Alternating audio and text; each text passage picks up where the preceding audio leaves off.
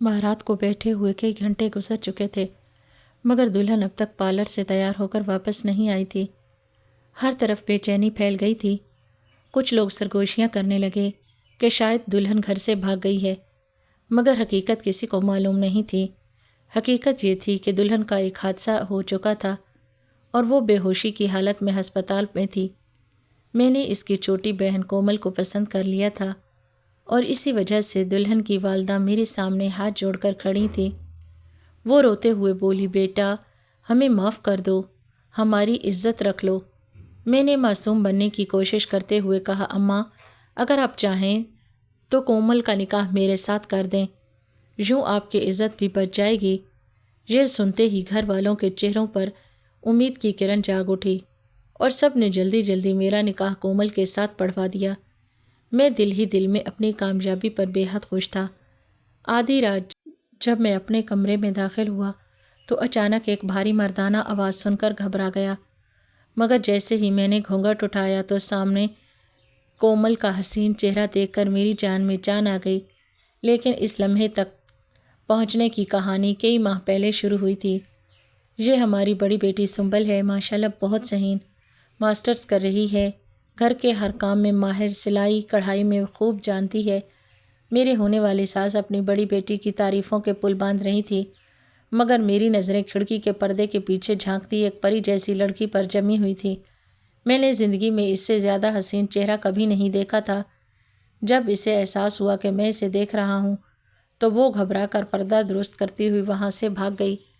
تب جا کر میری توجہ دوبارہ کمرے کی طرف ہوئی، جہاں سنبل شرمائی ہوئی اپنی والدہ کے پاس بیٹھی تھی۔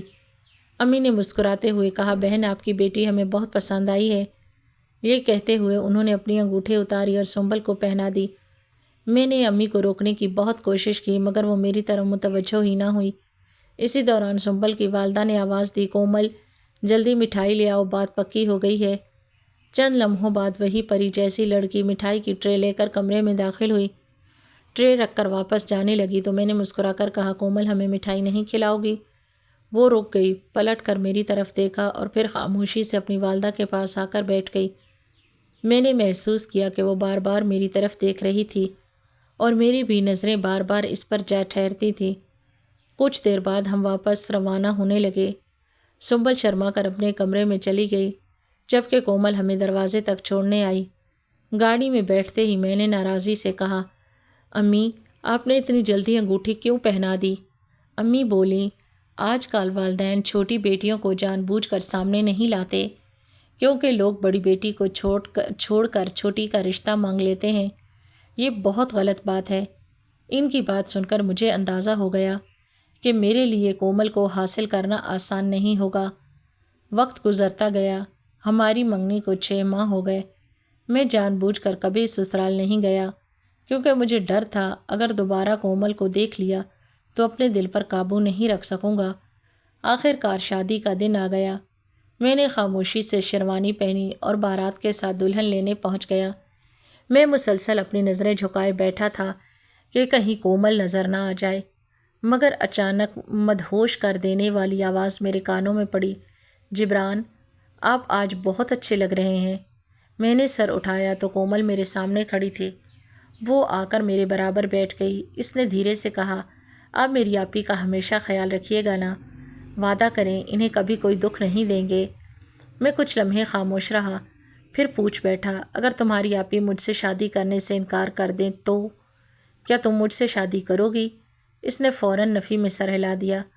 اگر آپ دنیا کے آخری انسان بھی ہوں گے تب بھی میں آپ سے شادی نہیں کروں گی۔ کیوں؟ وہ آہستہ سے بولی، کیونکہ آپ مجھے پسند نہیں ہیں۔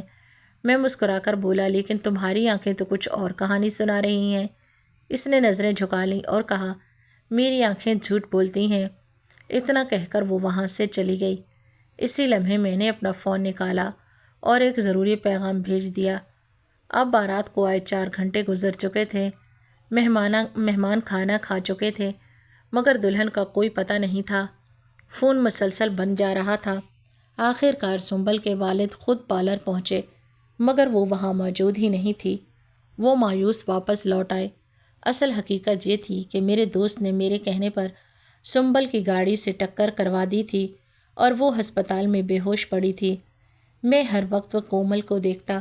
فیصلہ یہ کہ آپ اپنی چھوٹی بیٹی کو میرے ساتھ رخصت کر دیں اور باہر کسی کو بھی مت بتائیے گا کہ آپ کی بڑی بیٹی نہیں بلکہ چھوٹی بیٹی رخصت ہوئی ہے۔ میں نے محسوس کیا تھا کہ انکل اور لانٹی دونوں کے چہرے کھل گئے تھے۔ وہ بے حد خوش ہوئے اور مجھے دعائیں دینے لگے۔ انکل بولے، بیٹا اللہ تمہیں دنیا بھر کی خوشیاں اور کامیابیاں عطا فرمائے۔ میں دل ہی دل میں بے انتہا خوش ہو چکا تھا۔ میں نے سوچا اگر آج میری شادی کنول سے ہو گئی تو مجھے یوں لگے گا جیسے دنیا کی ہر خوشی ہر کامیابی میرے قدموں میں آ گئی ہو۔ دونوں میاں بیوی نے آپس میں مشورہ کیا اور پھر میری بات مان لی۔ انکل نے جب یہ بات ابو سے کی تو وہ بھی راضی ہو گئے کیونکہ ان کے پاس اس کے علاوہ کوئی راستہ نہیں تھا۔ یوں کنول میری زندگی میں آ گئی۔ خوشی سے میں نہال تھا۔ مجھے محسوس ہو رہا تھا جیسے ساری دنیا کی دولت میرے ہاتھ لگ گئی ہو۔ میں نے جلدی مچا رکھی تھی۔ مجھے ڈر تھا کہیں کنول اس شادی سے انکار نہ کر دے۔ آخر کار بارات کی رخصتی کا وقت آ گیا تو میں نے دل ہی دل میں خود کو داد دی اور سوچا، واہ جبران، تم نے کیا کھیل کھیلا ہے۔ سانپ بھی مر گیا اور لاٹھی بھی نہ ٹوٹی۔ کنول کو میری والدہ میرے کمرے میں بٹھا چکی تھی جبکہ میرے کزنز مجھے گھیر رکھا تھا۔ میں کسی نہ کسی بہانے ان سے جان چھڑا کر اپنے کمرے میں پہنچنا چاہتا تھا۔ آخر کار میں نے سردرد کا بہانہ بنایا اور اپنے کمرے میں داخل ہو گیا۔ کمرہ پھولوں کی خوشبو سے مہک رہا تھا۔ میرے بستر پر دنیا بھر کا حسن سمٹا بیٹھا تھا۔ میری نئی نویلی دلہن کنول خاموشی سے بیٹھی تھی۔ میں جلدی سے اس کے پاس جا کر بیٹھا تو اس نے خود ہی اپنا گھونگھٹ اٹھا لیا۔ میں اسے دیکھ کر مسکرا دیا تو وہ بولی، آخر کار آپ نے مجھے حاصل کر ہی لیا۔ میں نے مسکرا کر سر ہلا دیا تو وہ بولی، میں آپ کی ہو گئی ہوں مگر آپ مجھے کبھی حاصل نہیں کر سکیں گے۔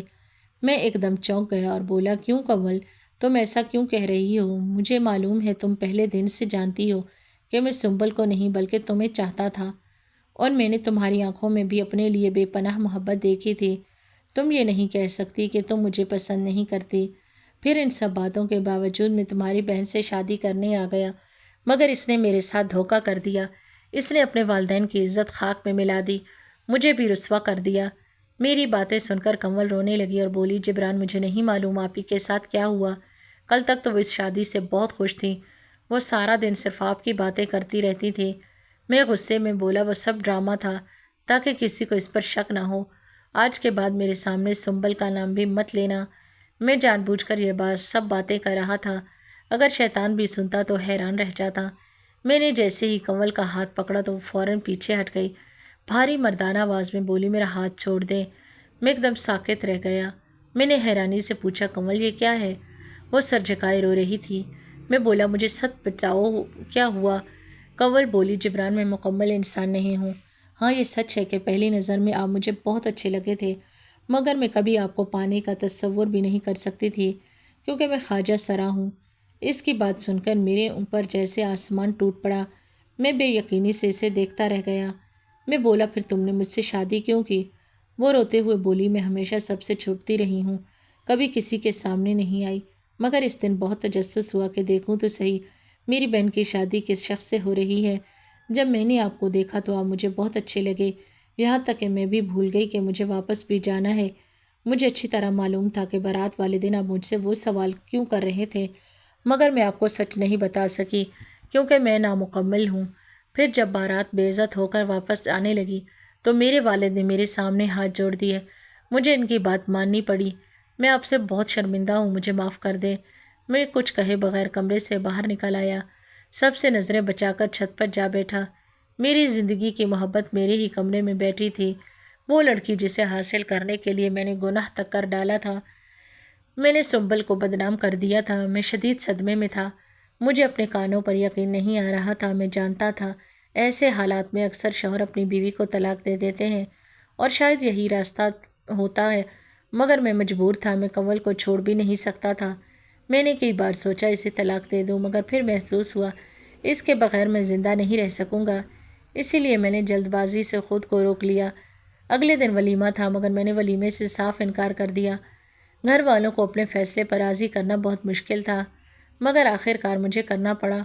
سارا دن کنول سے میرا سامنا نہیں ہوا مگر رات کو مجھے اپنے کمرے میں جانا ہی پڑا۔ میں نے اس سے پوچھا، کنول اگر تم ایسی ہو تو تمہارے والدین نے تمہارا رشتہ میرے ساتھ کیسے کر دیا؟ کیا وہ اپنی عزت بچانے کے لیے میری زندگی برباد کرنے پر آمادہ ہو گئے۔ کنول بولی، نہیں معلوم نہیں کہ میں خواجہ سرا ہوں۔ اس کی بات سن کر میں حیران رہ گیا۔ میں نے پوچھا، یہ کیسے ممکن ہے کہ انہیں اس بات کا علم نہ ہو؟ وہ بولی، آپ کو بھی تو معلوم نہیں تھا، گھر میں کسی کو بھی معلوم نہیں۔ میں نے پوچھا، تمہیں کیسے پتہ چلا؟ وہ بولی، کچھ عرصے سے میرے پیٹ میں شدید درد رہنے لگا تھا۔ ایک دن یونیورسٹی میں میری طبیعت خراب ہو گئی، مجھے فوراً ہسپتال لے جایا گیا جہاں میرا آپریشن کیا گیا۔ جب مجھے ہوش آیا تو ڈاکٹروں نے بتایا میرے جسم میں ایسی تبدیلیاں آ چکی ہیں جن کی وجہ سے میری جسمانی شناخت مردانہ ہو گئی۔ مجھے آج تک نہیں معلوم یہ کیوں اور کیسے ہوا۔ میرا دل آج بھی ایک لڑکی کا دل ہے، میرے جذبات آج بھی ویسے ہی ہیں، مگر میرا جسم بدل چکا ہے۔ کنول زاروں قطار رو رہی تھی، اسے دیکھ کر میری آنکھوں میں بھی آنسو آئے۔ وہ ہاتھ جوڑ کر بولی، جبران، خدا کے لیے مجھے طلاق دے دیں۔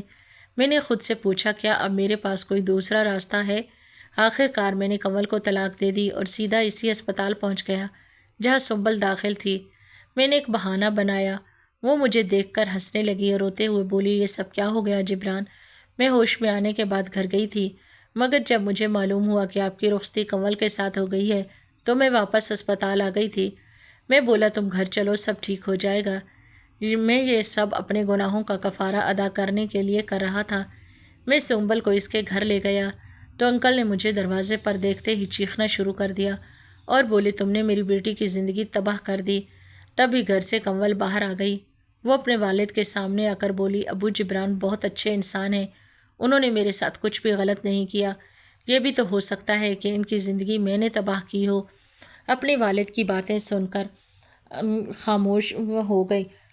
کنول مجھے اپنے کمرے میں لے گئی اور بولی، آپ اس بات کے گواہ ہیں نا کہ میری بہن کے کردار میں کوئی عیب نہیں تھا؟ وہ گھر سے بھاگی نہیں تھی، بلکہ وہ تو ہسپتال میں بے ہوش پڑی تھی۔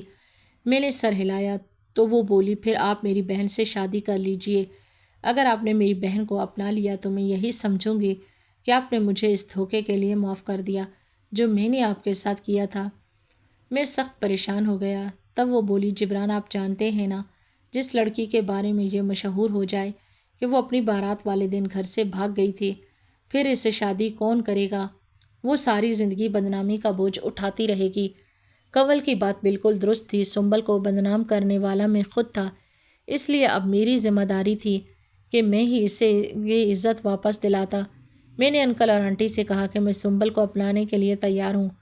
وہ بھی مان گئے اور مولوی صاحب کو بلا کر میرا نکاح سنبل کے ساتھ کر دیا گیا۔ سب یہی سمجھتے تھے کہ بارات والے دن سنبل پارلر سے واپس آئی تھی اور میرے ساتھ ہی رخصت ہوئی تھی، مگر کسی کو یہ معلوم نہیں تھا کہ اس کی جگہ اس کی چھوٹی بہن رخصت ہوئی تھی۔ ہم نے ولیمہ بھی نہیں کیا تھا، اس لیے یہ راز سب سے چھپا رہا۔